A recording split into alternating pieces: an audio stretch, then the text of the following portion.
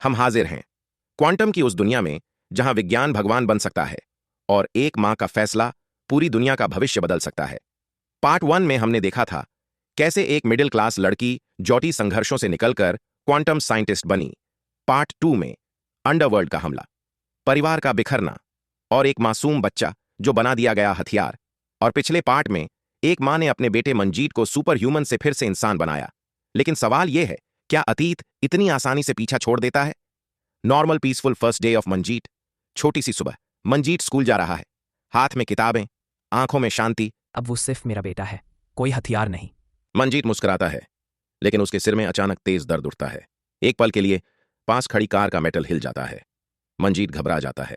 माँ, कुछ गलत हो रहा है। दूसरी तरफ एक अंडरग्राउंड हॉल, सूट पहने वैज्ञानिक, हथियारबंद सैनिक। ज्योति ने एक सुपर ह्यूमन बनाया, अब हम 100 बनाएंगे। करप्टेड साइंटिस्ट क्वांटम टेक को हथियार बना रहे थे। एक नक्शा खुलता है।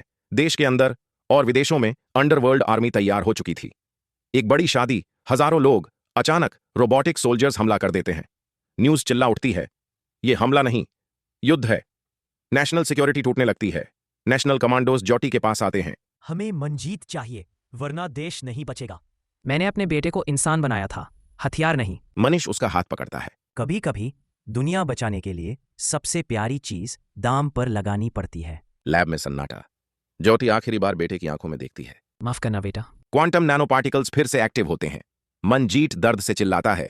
जब रोशनी खत्म होती है, वहां खड़ा है controlled super human Manjeet. Manjeet national commandos को ट्रेनिंग देता है। Anti nano combat, robotic army take down, quantum signal detection. हम उनसे ज्यादा ताकतवर नहीं, लेकिन ज्यादा इंसान है। टीम बनती है।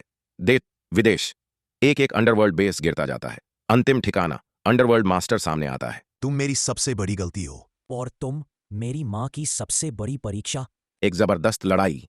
आखिरकार मास्टर गिरता है। करप्टेड साइंटिस्ट गिरफ्तार। मंजीत फिर से इंसानी कपड़ों में। ज्योति उसे गले लगाती है। अब तू जो है वो तू खुद चुनेगा। मंजीत आसमान की ओर देखता है। अगर फिर जरूरत पड़ी तो मैं खड़ा रहूंगा। यह कहानी सिर्फ एक सुपर ह्यूमन की नहीं, यह कहानी है जिम्मेदारी की, कुर्बानी की और इंसानियत की।